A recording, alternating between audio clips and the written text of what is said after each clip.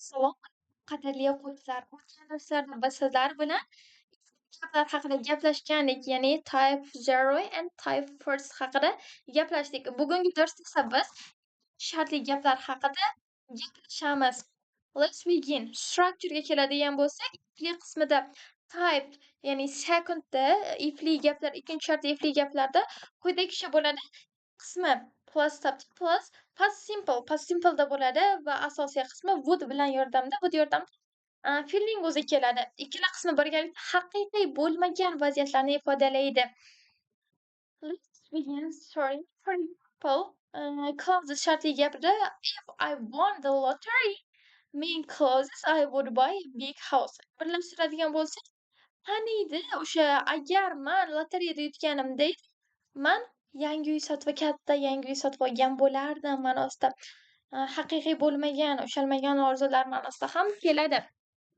Usage of type second. Ikkinchining qo'llanilishi quyidagicha bo'ladi. First, birinchida haqiqiy bo'lmagan orzular. Boya gapimizda isbotlanib ko'rdikki, ya'ni hozirgi yoki kelajakda amalga oshishi dargumon bo'lgan vaziyatlarni ifodalash uchun ishlatiladi. Maslahat berishda ham biz aynan shundan foydalanamiz. For example, if I were you, I would apologize. Agar men sizning o'rningizda bo'lganim, uzr so'ragan bo'lardim ma'nosida.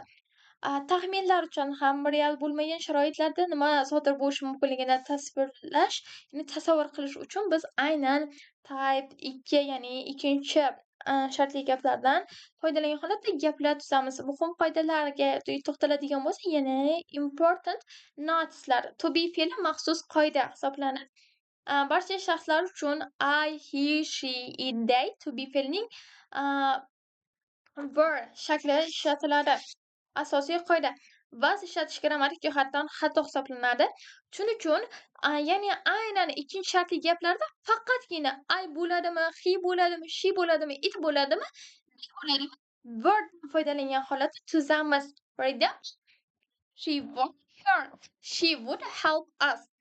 U shu yerda bo'lganda u bizga yordam bergan bo'lardi agar ma'nosida bo'lyapti. Nor o'quvchilar bu yerga she, ya'ni u birlik bu deb vasf qo'yish mumkin emas. Shunaqa narsa inglizlarda qoida bor. Ikkinchi shartli gaplarda doim birliklar uchun ham ko'pliklar uchun ham were foydalangan holatda ishlatilamiz. Keyin qo'llaniladigan ibora if I were you. Bu ibora kundalik ingliz tilida maslahatni berishning qulay va tabiiy yo'li hisoblanadi. Rasmiy va norasmiy nutqda keng qo'llaniladi. Substituting o'quvchilar clause past simple ishlatiladi. Clause esa would plus verb o'zi, ya'ni would base verb ishlatiladi. Verb barcha shaxslar uchun to'g'ri shakl hisoblanadi, bas emas. Examplelar bilan birga tasvirlab o'rganadigan bo'lsak, sayohat arzusi masalan, for example, if he had more time, he would travel more. Agar uning ko'proq vaqti bo'lganda, ko'proq sayohat qilgan bo'lardi. Bu sayohat orzuligicha balkim amalga oshishi mumkin, vaqt topib amalga oshadi, lekin bu hozirgi o'tmishda bo'lishi, ya'ni kelajakda yoki o'tmishda hozirgi zamonda bo'lishi noaniq bo'lgan orzu haqida gapiryapmiz. Bilim bo'ladigan bo'lsa, if they knew the answer they would tell us. Agar ular javobni bilishganda bizga aytishgan bo'lardi ma'nosida. Xayoliy qobiliyatlarda ham biz aynan ikkinchi shartli gaplardan foydalanamiz. For example, if I could fly, I would visit you every day. Agar ucha olganimda har kuni sizni ko'rgani kelgan bo'lardim. Guys, bu juda ham qiziqarli mavzu, chunki o'zbeklarda juda ham ko'p ishlatadi. Xayoliy qobiliyatlar o'zbeklarda ko'p va biz quyidagicha foydalanamiz. Aynan xuddi shunday. Mani qanotim bo'lganda men shuni qilardim. Agarda mani baxtim bo'lganda men uni qilgan bo'lardim ma'nosida ushalmaydigan orzularda biz aynan shundan foydalanamiz. Ko'p qilinadigan xatolar. O'quvchilar juda ham ko'p qilinadi. Doimgidek present simple o'rniga past simple ishlatishadi. Ishlatish bu xato.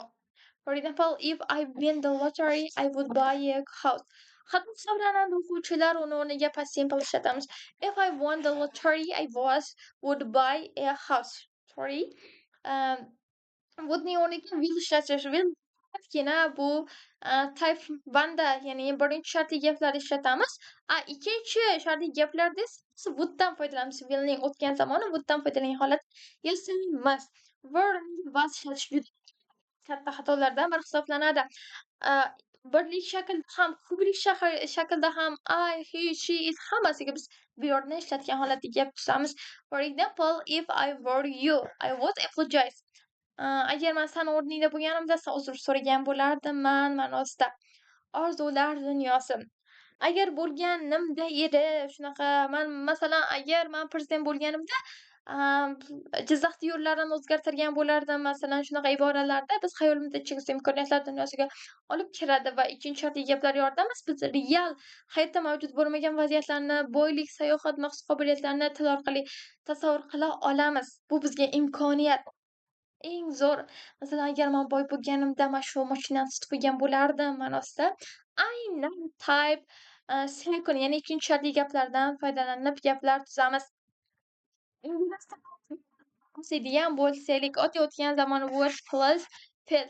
Ingliz tilida gipotetiklar real vaziyatlar, ya'ni o'tgan zamon shakllari amalga qo'llanadi. O'tgan zamon shart qo'shimchasi, ganimdek edi o'zbek tilida tarjima qilinadi. So'z tilda ham haqiqiy bo'lmagan vaziyatni ifodalash uchun keyin shakllardan foydalanadi. Bu tilshunoslikning universal xosisasi hisoblanadi. For example, if I were bird, I would fly to you. Agar man qush bo'lganimda sanikiga uchib borgan bo'lardim ma'nosida. Sizga uchib ketgan bo'lardim. Ya'ni bu yerda sorry biroz gapimiz tarjimasi xato qilindi. No, man to'g'rilab ketdim va xatoliklarga e'tibor bermaymiz. Guys, shu bilan darsimiz o'z nihoyasiga yetdi. Asosiy ma'lumotlar shulardan iborat edi. Va eng so'nggi ma'lumotlardan biri evolyutsiyasi haqida gapiradigan bo'lsak, rasmiy va norasmiy nutqda zamonaviy tilda, ayniqsa norasmiy nutqda if I was shakli ham uchraydi. Ammo grammatik jihatdan if I were to'g'riroq va akademik jihatdan afzal hisoblanadi.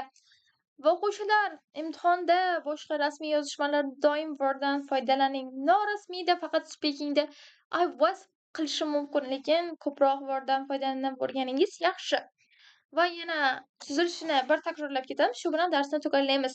If plus past simple plus would plus base word hisoblanadi. Asosiy mavzu shulardan iborat edi. Va shu bilan darsimiz o'z nihoyasiga yetdi. Thank you for attention.